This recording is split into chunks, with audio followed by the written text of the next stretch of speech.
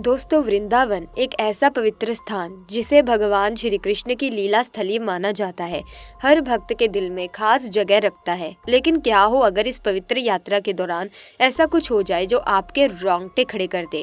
एक बस जो श्रद्धालुओं को वृंदावन ले जा रही थी, अचानक नियंत्रण खो बैठी और सीधा यमुना नदी में गिर गई। यात्री चीखने चिल्लाने लगे, चारों ओर हाहाकार मच गया। पर जो कुछ आगे हुआ उसने सबको चमत्कारों पर विश्वास करने के लिए मजबूर कर दिया। क्या ये श्री कृष्ण की लीला थी या यमुना मैया का आशीर्वाद? इस घटना ने न केवल यात्रियों के जीवन को बदल दिया, बल्कि वृंदावन और उसकी रहस्यमयी आभा को और भी अद्भुत बना दिया। जानिए इस दिल दहला देने वाली घटना का पूरा सच और इसके पीछे छिपे दिव्य रहस्य। दोस्तों, एक बस जिसमें सैकड़ों श्रद्धालु वृंदावन के दर्शन के लिए जा रहे थे, अचानक अनियंत्रित होकर यमुना नदी में गिर गए। चारों ओर चीख पुकार मच गई और लोगों के दिलों में खौफ समा गया। लेकिन जो कुछ इसके बाद हुआ उसने इस घटना को एक साधारण हादसे से कहीं ज्यादा रहस्यमय बना दिया। क्या ये महज एक दुर्घटना थी या फिर भगवान श्री कृष्ण का कोई संकेत? कुछ लोग इसे चमत्कार मान रहे हैं तो कुछ इसे यमुना मैया का आशीर्वाद। यह घटना केवल दर्दनाक नहीं थी, बल्कि अपने पीछे कई अनसुलझे सवाल और गहरे रहस्य छोड़ गई। आइए जानते हैं इस हादसे की पूरी कहानी और इसके पीछे छिपे हुए अद्भुत और चमत्कारी रहस्यों का सच। दोस्तों, दिलबाग एक प्राइवेट कंपनी में काम करता है और श्री कृष्ण का भक्त है। उसने वर्षों से उनकी पूजा अर्चना की है। एक दिन दिलबाग ने अपने ऑफिस के कुछ दोस्तों के साथ श्री कृष्ण के धाम वृंदावन जाने का फैसला किया और सभी 14 लोग इस विचार से सहमत हो गए। दिलबाग ने सभी के लिए एक छोटी बस मंगवाई जिसमें सभी आराम से बैठ सकते थे। 2 दिन बाद दिलबाग और उसके मित्र रात करीब 10 बजे वृंदावन के लिए रवाना हो गए। उनका सफर 5 से 6 घंटों का था और सभी भक्ति भाव से बांके बिहारी की जय के भजन गाते हुए आगे बढ़ रहे थे। जैसे जैसे वे सफर तय कर रहे थे, उनका भक्ति भाव कम नहीं हो रहा था। लेकिन अचानक जब उनकी बस एक सुनसान रास्ते से गुजर रही थी, ड्राइवर ने चेतावनी दी कि इस इलाके में कुछ चोर लुटेरे सक्रिय हैं जो रात में जा रही गाड़ियों को रोककर लूटपाट करते हैं। ये सुनकर सभी भयभीत हो गए और तुरंत बस के खिड़की और दरवाजे बंद कर लिए। इस घड़ी में सबके दिलों में एक अजीब सी दहशत थी, लेकिन दिलबाग ने अपने दोस्तों को हिम्मत देते हुए कहा, हमारे साथ श्री कृष्ण हैं, हमें किसी भी परिस्थिति का सामना करने की शक्ति मिलेगी। सभी ने उसकी बात मानी और एक बार फिर भक्ति में लीन हो गए। बस वृंदावन के कुछ किलोमीटर पहले यमुना नदी के पास पहुंची थी, तभी अचानक बस के टायर फटने की तेज आवाज गूंजी। टायर फटने के बाद बस अनियंत्रित होकर यमुना नदी की दिशा में बढ़ने लगी और एक बड़े पत्थर से टकरा गई। ड्राइवर तुरंत नीचे उतरा और देखा कि एक लोहे की बड़ी कील टायर में घुसी हुई थी, जिससे टायर पंचर हो गया था। ये देखकर सभी यात्री बहुत डर गए। उनकी आशंका और गहरी हो गई। क्या ये लुटेरों का काम था? सभी के मन में डर और अनिश्चय था। दिलबाग ने हिम्मत जुटाते हुए कहा, हमेशा की तरह हमें श्री कृष्ण का स्मरण करना चाहिए। लेकिन सच्चाई ये थी कि उस सुनसान रास्ते पर उनके लिए खतरा मंडरा रहा था। सभी यात्री तुरंत बस में चढ़ गए और खिड़कियां और दरवाजे फिर से बंद करके बांके बिहारी को याद करने लगे। इसी बीच 2 लुटेरे बस का दरवाजा तोड़कर अंदर घुस गए। ड्राइवर ने उन्हें रोकने का प्रयास किया, लेकिन लुटेरों ने उसे धक्का देकर बस से नीचे फेंक दिया और सभी यात्रियों से कीमती सामान लूटने लगे। सबसे पीछे बैठा दिलबाग बांके बिहारी लाल को याद करते हुए मदद की गुहार लगा रहा था। कुछ ही देर में लुटेरों ने सभी से कीमती सामान लूटकर भागने की तैयारी की। तभी अचानक एक अनजान व्यक्ति दौड़ता हुआ आया और लुटेरों को रोकने लगा। उन्हें सामान लौटाने को कहने लगा। लुटेरों ने उसे भी हथियार दिखाकर उसका मजाक उड़ाया और रास्ते से हटने के लिए कहा, लेकिन वो व्यक्ति निडर होकर खड़ा रहा, बिल्कुल नहीं डरा। उसने उनमें से एक लुटेरे को माथे पर स्पर्श किया और कुछ कहा। फिर जो हुआ उसे देखकर बस में मौजूद सभी लोग हक्के बक्के रह गए। लुटेरा व्यक्ति के स्पर्श मात्र से ही जमीन पर गिर पड़ा और उसके हाथ पैर अकड़ गए। ये देखकर दूसरा लुटेरा बहुत डर गया और सारा सामान छोड़कर वहां से भाग खड़ा हुआ। ड्राइवर ने उस अनजान व्यक्ति से कहा, बस तो यमुना नदी की तरफ चली गई है।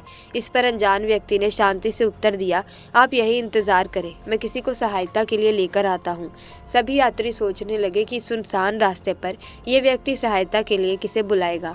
उनकी चिंता और बढ़ गई, लेकिन अनजान व्यक्ति की दृढ़ता ने उन्हें थोड़ी उम्मीद दी। सभी यात्री बस के अंदर उस व्यक्ति का इंतजार करने लगे और किसी को पता नहीं चला कि कैसे उनकी आंखें लग गई।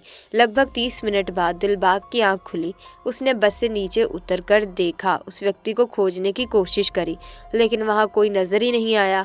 तब उसकी नज़र बस पर पड़ी जो बिल्कुल सड़क पर खड़ी थी और उसका पंचर भी ठीक हो चुका था। ये देखकर दिलबाग आश्चर्य में पड़ गया। दिलबाग ने दौड़कर ड्राइवर को नीचे बुलाया और पूछा, ये टायर कैसे ठीक हो गया? ड्राइवर को भी इसकी कोई जानकारी नहीं थी। धीरे धीरे सभी यात्री बस से बाहर आए, लेकिन किसी को समझ ही नहीं आ रहा था कि उस भयानक अंधेरे और सुनसान रास्ते में वो व्यक्ति आया कहाँ से और साथ ही बस का पंचर कैसे ठीक हो गया। तभी दिलबाग को समझ में आया कि वो व्यक्ति कोई साधारण इंसान नहीं था, बल्कि वो स्वयं बांके बिहारी जी थे, जिनसे उसने मदद की गुहार लगाई थी। सभी ने हरे कृष्णा जय जयकार लगाया और वृंदावन के बांके बिहारी मंदिर की ओर निकल पड़े। उनके दिलों में असीम श्रद्धा और आभार के भाव थे। अगर आप में भी भगवान श्री कृष्ण के प्रति भक्ति भाव है तो कमेंट सेक्शन में जय श्री हरे कृष्ण जरूर लिखें, राधे राधे जरूर लिखें। दोस्तों, वृंदावन की महिमा और भगवान श्री कृष्ण की लीलाओं के बारे में एक बहुत ही सुंदर और अद्भुत किस्सा मुझे याद आ रहा है, जो न सिर्फ उनकी दिव्यता को दर्शाता है बल्कि उनके भक्तों के प्रति गहरी कृपा को भी बयान करता है। सो मैं ये किस्सा आपके साथ साझा करना चाहती हूँ। तो दोस्तों, एक दिन वृंदावन के पास एक छोटे से गाँव में एक ब्राह्मण परिवार रहता था। उस ब्राह्मण का नाम था विशाल दत्त। वो परम भक्त और भगवान श्री कृष्ण का अनन्य प्रेमी था। हर दिन वो मंदिर में भगवान के दर्शन करने जाता और भगवान की भक्ति में रत रहता, यानी कि लीन रहता। लेकिन उसकी पत्नी सौंदर्या का मानना था कि कृष्ण की पूजा से ज्यादा घर का काम और अपनी जिम्मेदारियों को निभाना जरूरी है। वो कभी भी कृष्ण के मंदिर नहीं जाती थी, क्योंकि उसे हमेशा यही लगता था कि घर के काम की कोई कीमत नहीं। लेकिन एक दिन उसने सोचा, कृष्ण को जानने का कोई तो तरीका होगा, तो मैं भी उस रास्ते पर चलने की कोशिश करूंगी। सौंदर्या एक दिन सूर्य उदय से पहले उठी, भगवान के मंदिर में जाकर श्री कृष्ण के चरणों में प्रार्थना करने की इच्छा की। लेकिन जैसे ही वो मंदिर पहुंची, वहां एक अद्भुत दृश्य था। भगवान श्री कृष्ण ने अपने असली रूप में सौंदर्या को दर्शन दिए। उनकी आंखों में प्रेम और आशीर्वाद का आभास था। कृष्ण ने सौंदर्या से कहा, तुमने जीवन में जो कर्तव्य निभाया है वो सर्वोत्तम है। तुम्हारा घर को संभालना, बच्चों की देखभाल करना, ये भी पूजा का ही रूप है। ये वही पूजा है जो सबसे अधिक पसंद करता हूँ। कृष्ण के इन शब्दों ने सौंदर्या का हृदय छू लिया। वो समझ गई कि केवल मंदिर में बैठकर पूजा करना ही भक्ति नहीं है, बल्कि किसी भी कार्य को श्रद्धा और प्रेम से करना भी वही पूजा है। इस दिन से वो जान गई कि हर कार्य में कृष्ण की उपस्थिति होती है और जहाँ भक्ति होती है वहीं कृष्ण भी रहते हैं। ये लीला भगवान श्री कृष्ण की हमें ये सिखाती है कि भक्ति की कोई सीमा नहीं होती। चाहे आप मंदिर में बैठकर ध्यान करें या घर में अपने कर्तव्यों को निभाएं, अगर आपका हृदय भगवान के प्रति प्रेम और समर्पण से भरा है तो वो कार्य भी भगवान की पूजा बन जाता है। तो दोस्तों, इस अद्भुत कहानी से हम ये समझते हैं कि भक्ति का असली रूप हमारी दिनचर्या में छिपा होता है। भगवान श्री कृष्ण की लीलाएं हमें ये सिखाती हैं कि प्रेम और श्रद्धा से किया गया हर कार्य, चाहे वो घर के काम हो या मंदिर में पूजा, सब एक जैसी भक्ति है। अगर आपको ये कहानी पसंद आई है, आपको इस वीडियो में इस चमत्कारी घटना को सुनकर वाकई यकीन हो चुका है कि भगवान की आस्था आप जैसे मर्जी कर लें, लेकिन आपका मन, आपकी श्रद्धा गहरी और सच्ची होनी चाहिए। सो प्रिय दोस्तों, अगर वीडियो अच्छी लगी है तो आप इसे लाइक जरूर करें, शेयर करें। इसी तरह की और वीडियोस की अपडेट पाने के लिए चैनल को सब्सक्राइब करके बेल आइकन को प्रेस कीजिए, ताकि नए वीडियोस की अपडेट आपको मिलती रहे। हम मिलेंगे जल्द ही, तब तक के लिए धन्यवाद।